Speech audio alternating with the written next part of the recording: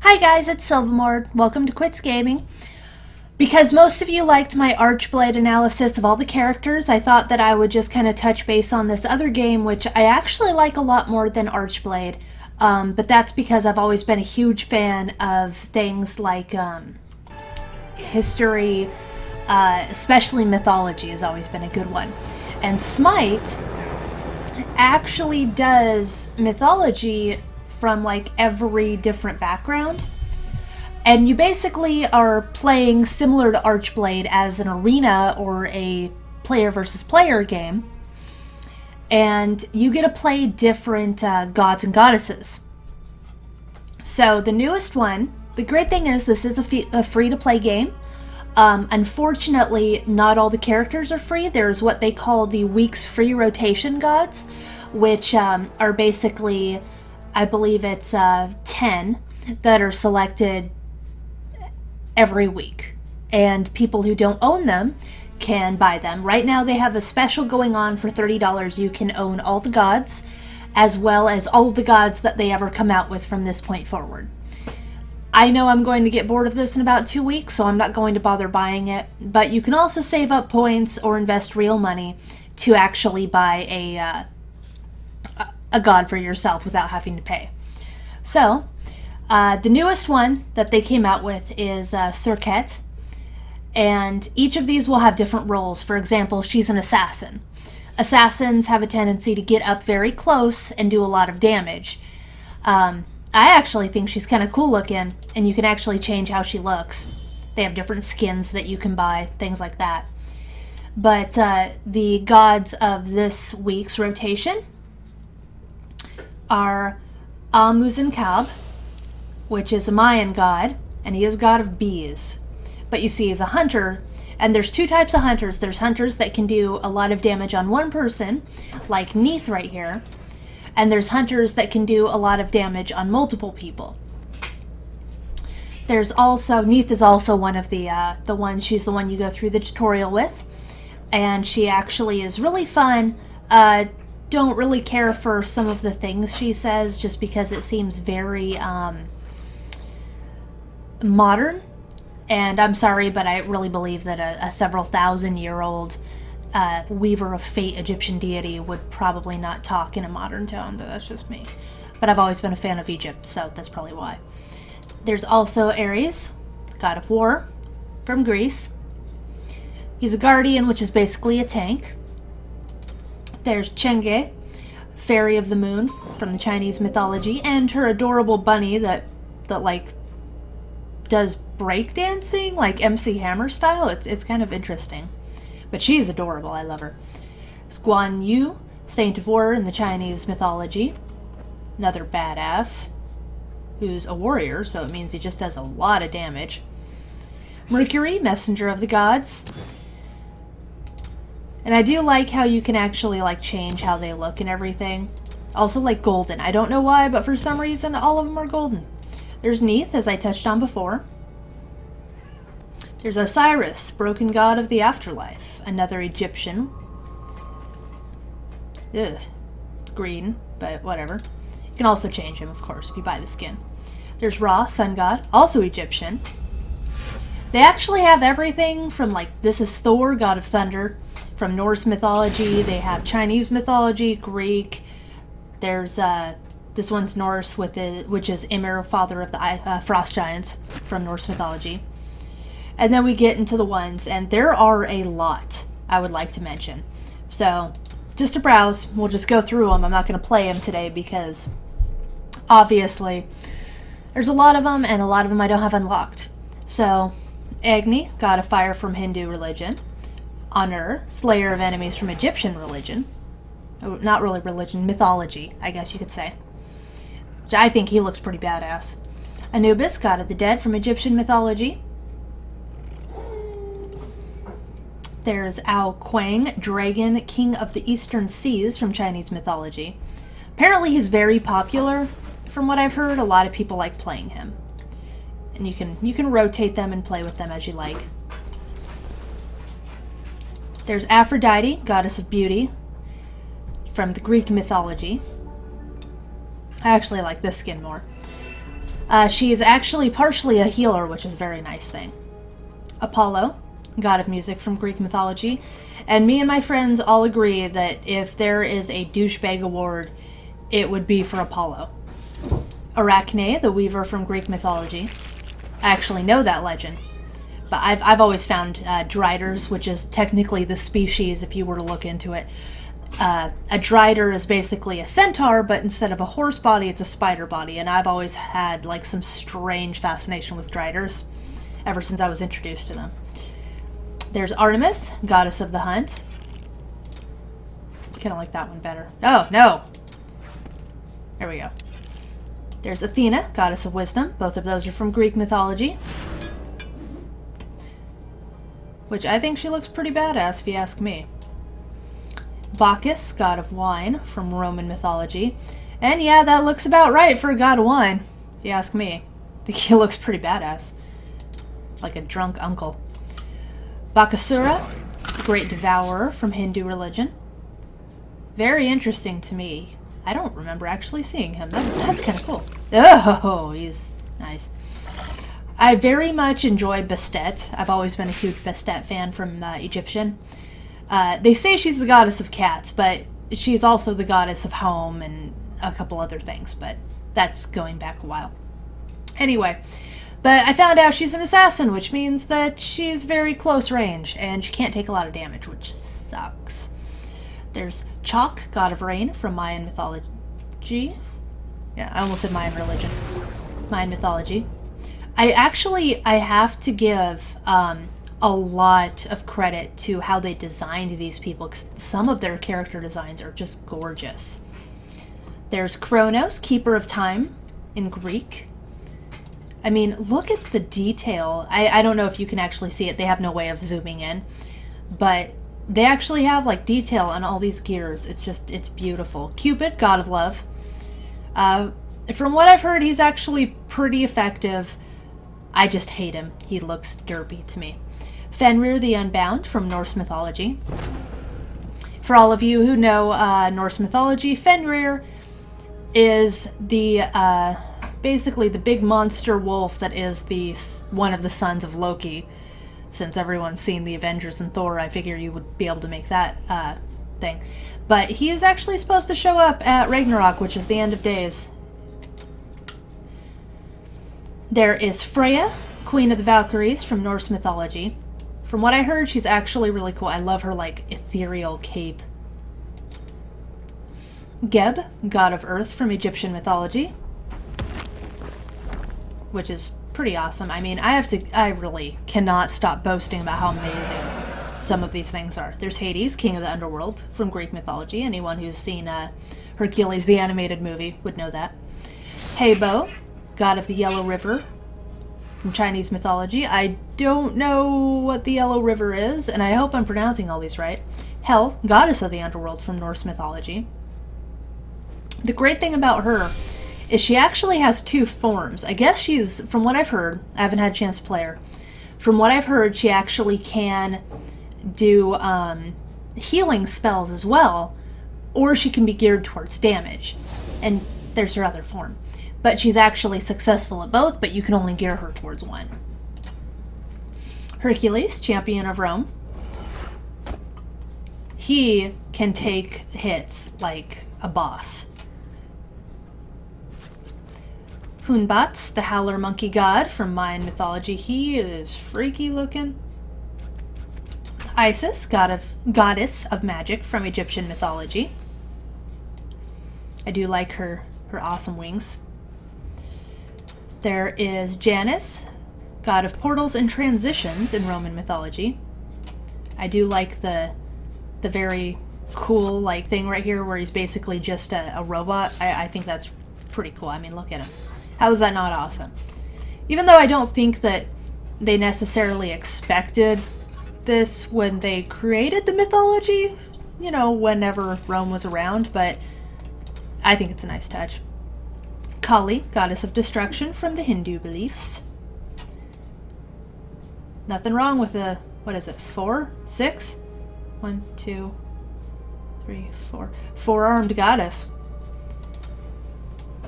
Oh geez, this one's fun to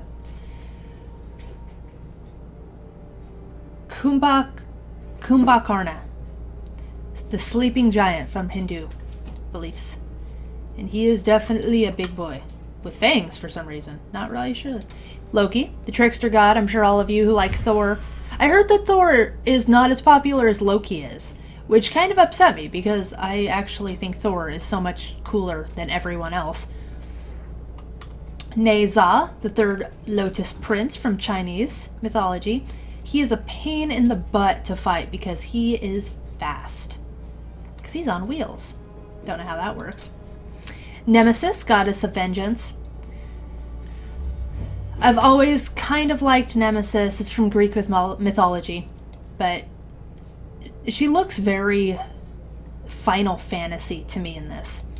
There's Nuwa, guardian of heaven in Chinese mythology. And the fact that she's a snake is pretty badass. I do like her wings. Very beautiful. Odin, of course, the Allfather from Norse mythology. Looks pretty badass to me. Poseidon, god of the oceans. If you ever play against the computer, Poseidon will always be in the group. And he has this ultimate power that is basically releasing the Kraken out of a giant water portal out of the ground. And it is so painful. Rama, seventh avatar of Vishnu in Hindu beliefs. Very awesome guy. This one is my friend's favorite. Scylla, horror of the sea from Greek mythology. And she is just adorable. I mean, look at her. Look at her. She's so angry and has so many snakes. Sobek, god of the Nile, Egyptian. Apparently he can take damage like a boss too. He just doesn't do any damage, which is sad. Sun Wukong, the Monkey King, Chinese mythology. Thought we already saw a Monkey King, didn't we? I'm not losing it, am I? Oh, the Howler monkey god from Mayan, and this is the Monkey King from Chinese. Apparently there were two Monkey Kings. Thanatos, hand of death in Greek mythology. I am digging those wings. And that awesome scythe. Tyr, the lawgiver in Norse mythology. And if I'm not mistaken, Tyr actually doesn't have a hand, which I thought that was very nice that they noticed that. Because Tyr actually had his hand bitten off by, I believe it was Fenrir or Fenris. And he apparently is like the most brave out of all the Norse gods. Ullr, the glorious one from Norse mythology. I do not know anything about him, actually, which is quite strange. But I dig his Robin Hood. Vamana, fifth avatar of Vishnu from Hindu religion. Oh, he's just as bad as Cupid. Oh! Oh, jeez. That is stupid. Anyway. Vulcan, smith of the gods from Roman. Also known as Hephaestus in Greek. And for those of you who did... I love the steampunk leg. That is amazing. For those of you who don't know, fun fact, Hephaestus was actually married to Aphrodite. And unfortunately, Aphrodite cheated on him frequently, but he was also the ugliest god. So think of it this way. The ugliest god got the most beautiful, allegedly, goddess of love as his wife. I have no idea how to pronounce this one. Zabalank, hidden jaguar's son. From Mayan. I do like the feathers. That's one thing I've always loved about that kind of stuff. Zeus, god of the sky. Believe it or not, I have not seen anyone actually play Zeus. I'm wondering if he's just like a really sad character. And last one, Zhongqi, the demon queller from Chinese mythology. And he is a little horrifying. He's got like a bag of dead people with a creepy face on it. Oh, look at that. Oh, anyway. So, all things considered, the great thing is, Out of the current god lineup, chang'e is by definitely far my favorite. You can actually, like, decide to do, like, this is what it would naturally buy for you. The way that this works is we're just going to do... No, wait, no! No. We are just going to do a practice so that I can show you this. So basically, we're doing practice, which is basically against chang'e, which is basically against computer. So there's no other players right now. This is best for practicing, for getting the feel of it, and that way I can actually explain things to you without having someone, snipe me. So, on the top you'll see our lineup, on the bottom you'll see their lineup. Look inside yourself and you will see Oh, and if you can hear the audio, you'll notice my rabbit is the one talking. So, this is your fountain. In your fountain, you can buy items, which you will see in the bottom right of your screen. And you also see the amount of money you have in the bottom right of your screen. I currently have it on auto, but you can go back to your fountain, which is this area, and you can actually choose to buy things that will boost your stats. Currently, I have auto purchase mode, so I don't have to worry about that. At the bottom, you will see, next to my avatar, you will see all of the different abilities I have. Right now I only have 1, 2, 3. But the more you level up, and you level up only in-game, and you get money only in-game. These are killing me. That, you will end up having the ability to do special things.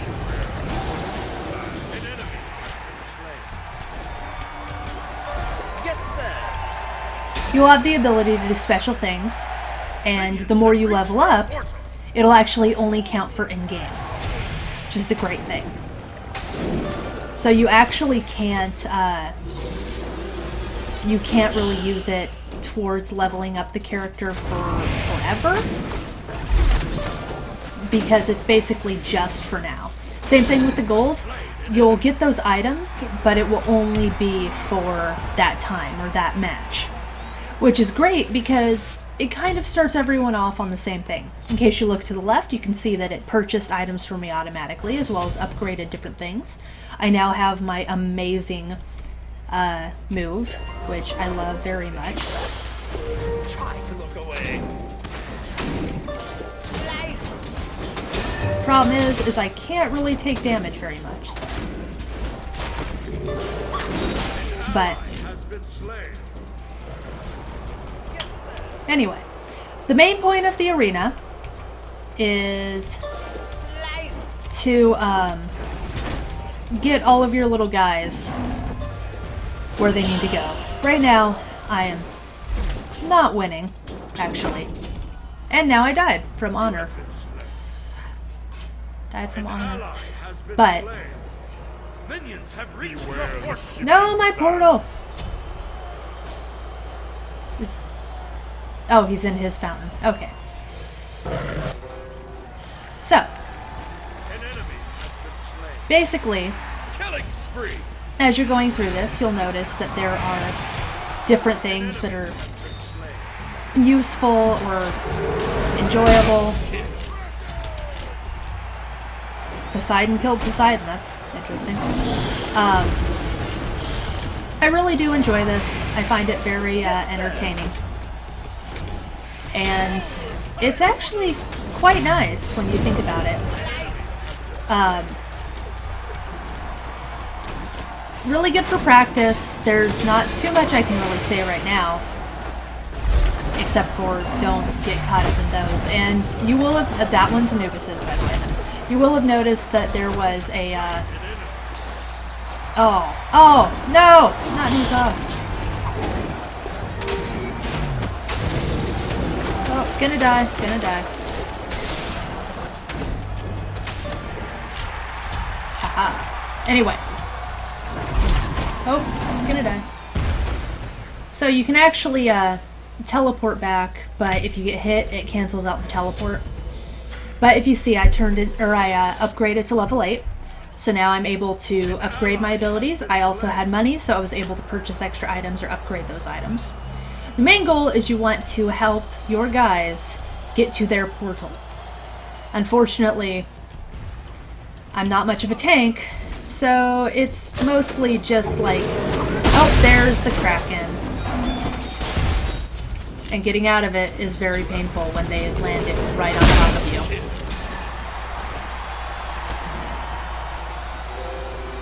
So, anyway, I don't think that that's going to do us much good to continue playing since I've shown you just about everything I can for today. I would definitely suggest checking it out. I will leave a link in the comments below. And if you like free-to-play games and you liked Archblade, then I would suggest you would love this one. It also has a built-in app that you can download that you can see on the top right, which is called Curse, and it can actually allow you to connect with other team members in voice chat automatically. So that's always something really nice. Anyway, thank you for joining me on Quits Gaming. I hope you enjoyed this introduction. If you have any more questions, comments, concerns, requests, let me know in the comments below. See ya!